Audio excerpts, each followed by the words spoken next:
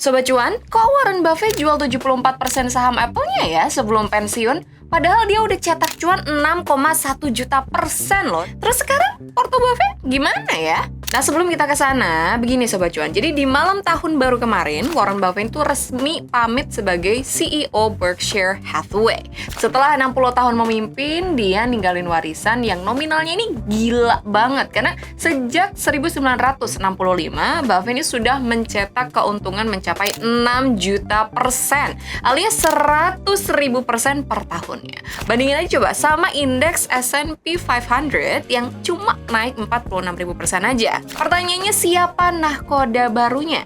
Mulai sekarang, tongkat estafet pindah ke tangan Greg Abel. Dia bukan orang baru, dia udah di Berkshire ini sejak tahun 2000, Sobat Cuan. Meskipun Buffett juga udah umur 95 tahun dan nggak jadi CEO lagi, dia nggak bakal menghilang begitu aja. Dia akan tetap jadi chairperson dan bakal tetap ngantor tiap hari di Omaha buat jadi mentornya Greg Abel. Alias susah move on ya guys. Tapi yang bikin dunia heboh itu bukan cuma soal pensiunnya, tapi amunisi yang dia tinggalin.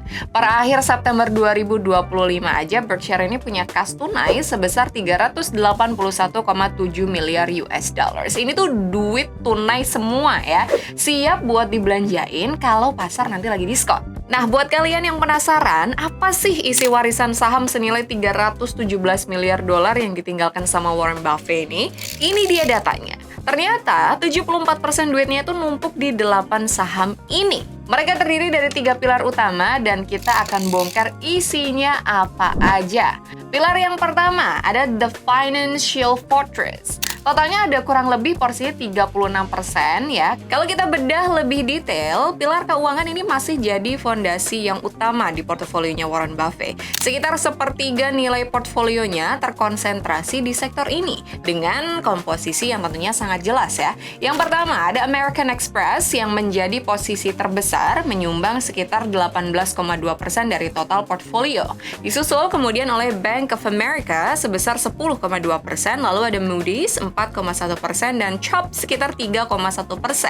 Struktur ini mencerminkan preferensi klasiknya Warren Buffett yang memang lebih dominan ke bisnis yang berada di pusat sistem keuangan global. Sekarang kita akan bicara ke pilar yang kedua, The Consumer Powerhouses. Totalnya ini ada sekitar 29% di portofolio Warren Buffett. Pilar kedua ini memang terlihat lebih sederhana tapi justru paling ikonik ya. Karena hanya 2 saham yang ada di sana, tapi dengan bobot yang sangat dominan.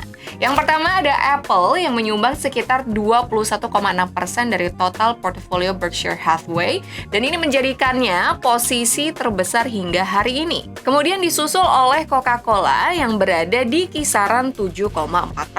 Sekarang kita akan bicara ke pilar yang ketiga, yaitu adalah energi. Di tengah narasi transisi energi dan dominasi teknologi, Warren Buffett ini tetap menyisakan ruang yang signifikan untuk sektor energi.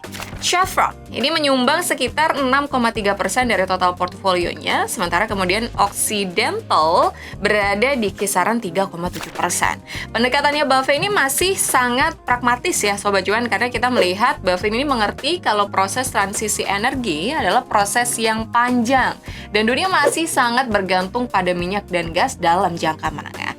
Chevron menarik karena bisnisnya ini terintegrasi penuh dari produksi hingga distribusi sehingga kita lihat lebih stabil lah menghadapi fluktuasi harga minyak. Sedangkan untuk Occidental, Buffett ini terus memborong sahamnya sejak 2022. Warren Buffett meyakini kalau harga minyak dunia bakal tetap tinggi dan Occidental ini kan fokus di pengeboran di hulu ya. Jadi kalau harga minyak naik dikit aja, profit mereka itu bisa langsung melonjak drastis. Dan jangan kaget juga nih, ada nama baru yang muncul, yaitu adalah Alphabet Google, senilai 4 miliar US dollars. Warren Buffett akhirnya ngakuin kalau dominasi iklan digital dan AI Google itu terlalu kuat buat diabaikan. Ini adalah sinyal kalau Berkshire siap tarung di era digital 2026.